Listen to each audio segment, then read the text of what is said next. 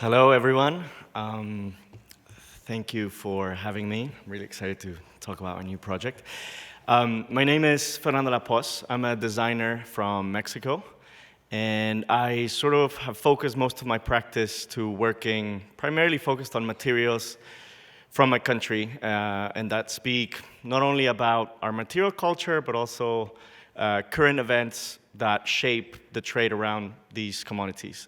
So just briefly, I'm going to go through a couple of slides of a previous project of mine where, for example, I work with an indigenous community to help them reintroduce their heirloom varieties of maize, and we created a new material with their leaves to create, surfacing for architecture and furniture.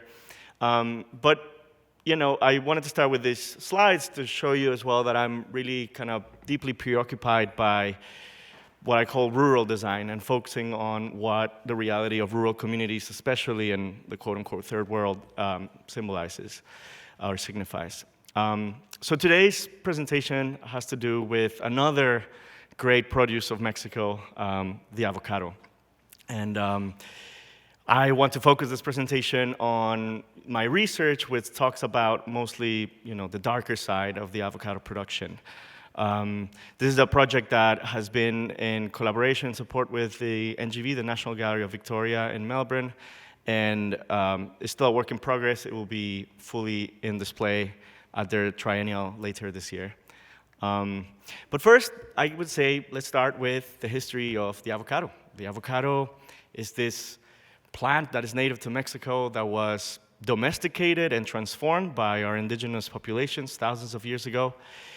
It was a plant that was revered by the Aztecs, and it has undergone a massive transformation through the hands of men.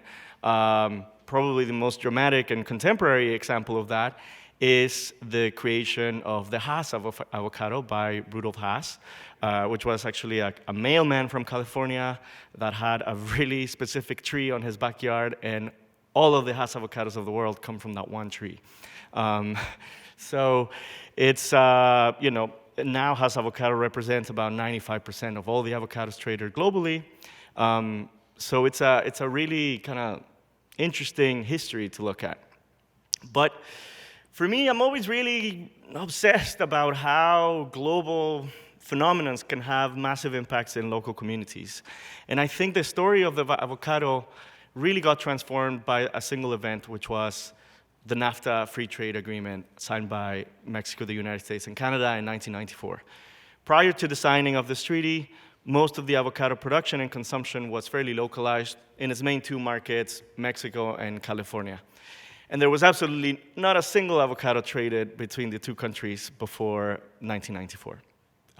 This was due to a pest that miraculously was of no importance right after we signed the treaty agreement. And, well, if we think about avocados nowadays, they've become, ever present in our popular culture. They're everywhere in the internet. It's the most Instagram fruit and vegetables out there. They're smeared on every Sunday brunch. It's the ultimate millennial food. But how did he get there? How did avocado become so popular so quickly? Was it veganism? Was it healthy diet trends? No, you wouldn't believe this, but it was actually probably the Super Bowl.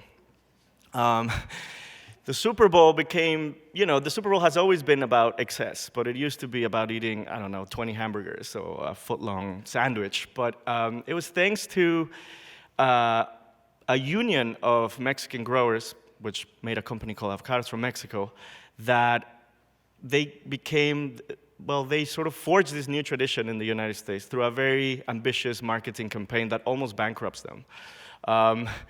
But it really paid off. They started this new tradition of guacamole on Super Bowl Sunday, and you can see some of the stats there, and almost 900% increase in only a decade in consumption in the United States during Super Bowl.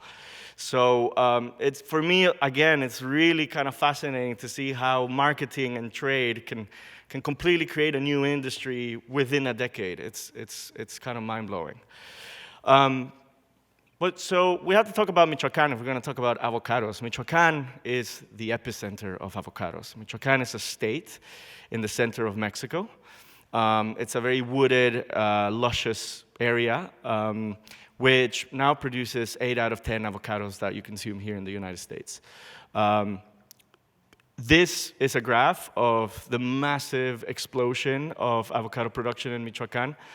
And if you can see, it's right after the NAFTA agreement that has just started skyrocketing, you know, and the red line symbolizes Mexico, but only Michoacán can export. So this is only the Michoacán exports, which, you know, are bigger than whole countries like Chile or Peru or the Dominican Republic, which are the other 3 big producers.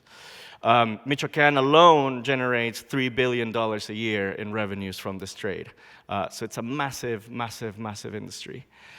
But Michoacán is also a really biodiverse, important region, and it's home to El Rosario. El Rosario is the world's largest monarch nesting site.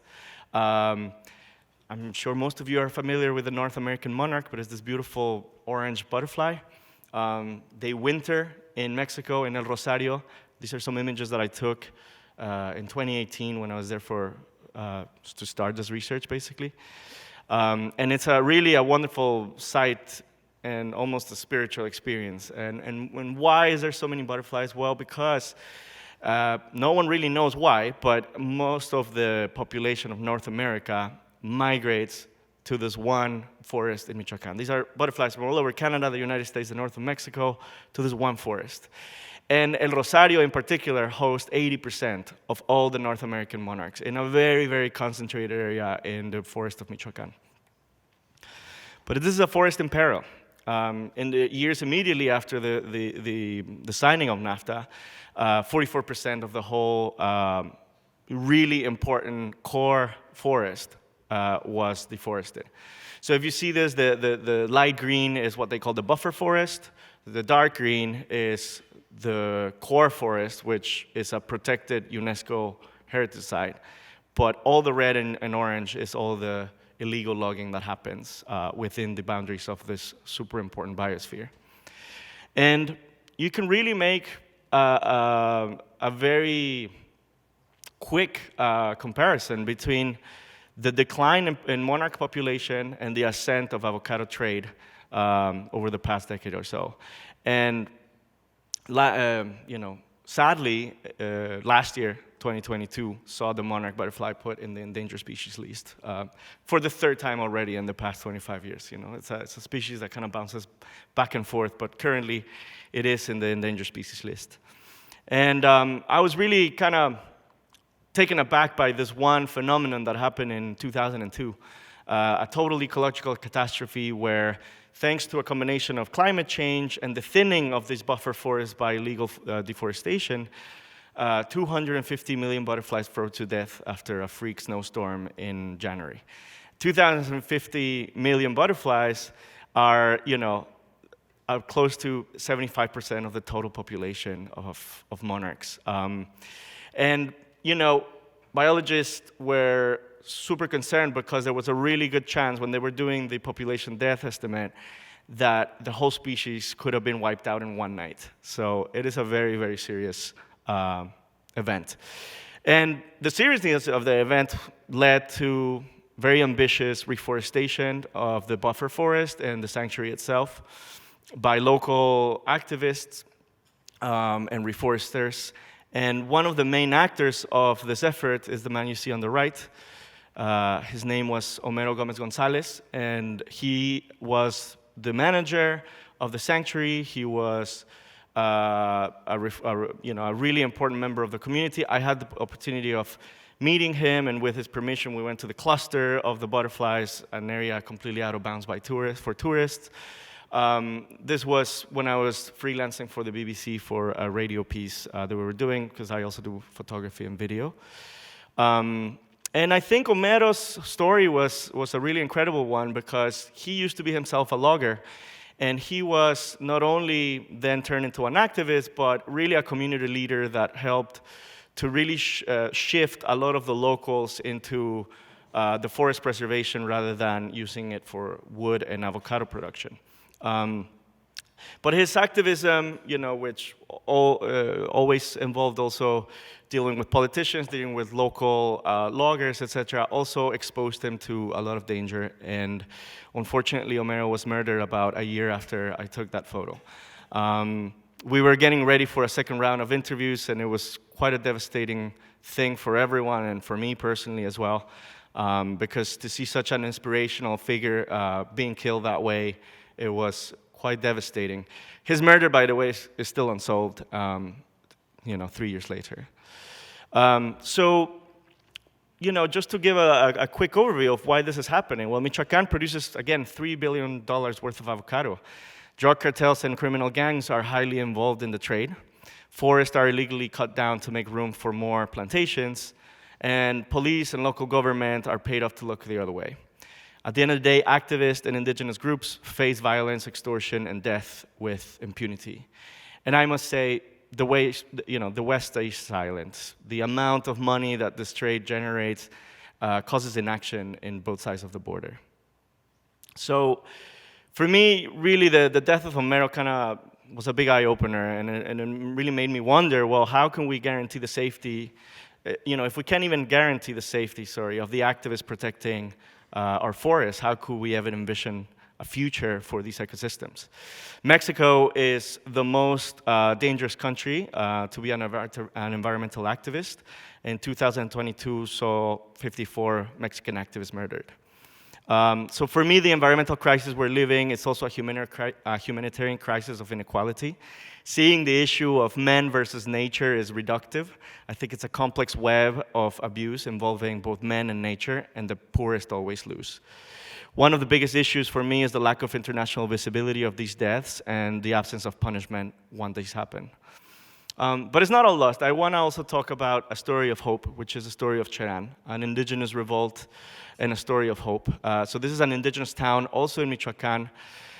These are illustrations that we did to kind of illustrate what happened there. Basically, gangs were cutting down their forest. They were also perpetuating a lot of violence against women.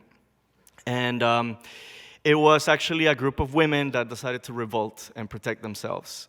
Using nothing more than sticks and firecrackers, they disarmed these gangs, started a town-wide revolt, and eventually created a new society by negotiating with the federal government. So after the 2011 revolt, Cherán is now an autonomous town. Cherán is a matriarchy ruled by an indigenous council of women. Cherán banned all political parties, has a self-defense militia to protect its forests, demanded reparations from the government in the form of a massive reforestation effort.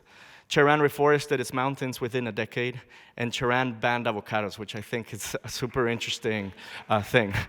So these are actual images from Cherán. I mean, these are from other journalists.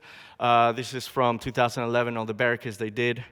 This is a sign where they demand justice for their forests. And this is one of the signs posted within the town which forbids everyone from planting avocado. And again, they are at the heart of avocado production.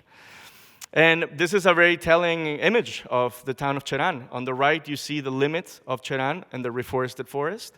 And on the left, you see the next town, which is already gearing to plant avocados.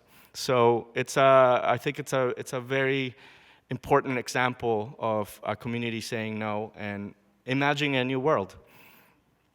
So for me, design has the power to communicate complex issues and explore possible resolutions. It's important to create objects that discuss the current state of events and communicate untold stories through the use of local materials. So these are quick snaps of what we're doing for the exhibition. This is a textile that we've been working on for the past 2 years. It's inspired by the tapisserie of Bayeux in Normandy, which traces the Norman invasion of Britain. The tapestry of Bayeux is 300 meters long. Ours is only 40, but it's been 2 years of work, mostly using textiles dyed with avocado.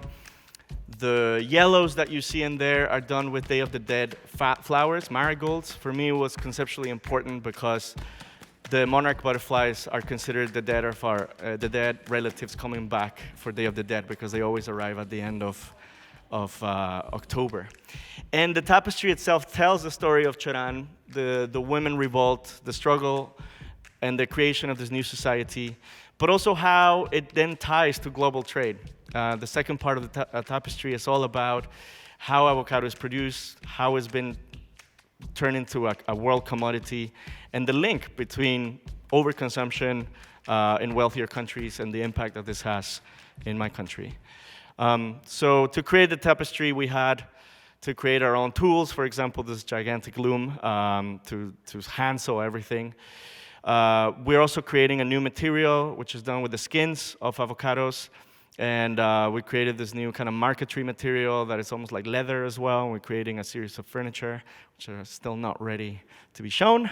But we also used all the offcuts of the textile. And for me, I had this idea of creating a piece that was inspired by Japanese boro. Japanese boro is about reparation. It's about repairing broken workwear. So we decided to make an avocado boro, hiding certain embroidery details that hint at this violence, even though the piece looks like this kind of like millennial pink fluffy thing. I also wanted to give it a little bit of an aesthetic of a sarcophagus or a coffin, because this piece is done in honor of Homero. And I think to finish my talk, I will leave you with a small excerpt of the documentary that we're also working for the Triennial. And for me, it's the most kind of personal and emotional part of the documentary, because it's done with excerpts from Facebook videos that Homero posted. And we isolated that audio with the permission of his family, and we created this short video with images that I took the day that I met him. So I'll leave you with that.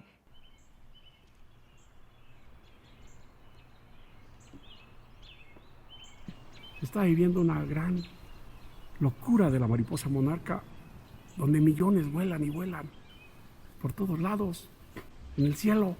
Mira qué hermoso, algo maravilloso. Aquí es donde duermen las viajeras, las polinizadoras.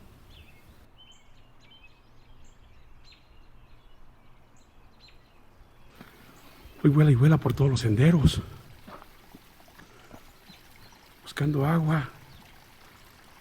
Mira, más que bendición, buscando agua, buscando flores. Aquí en el Santuario del Rosario, el más grande y hermoso del mundo. Hoy se viste de naranja el cielo. Thank you.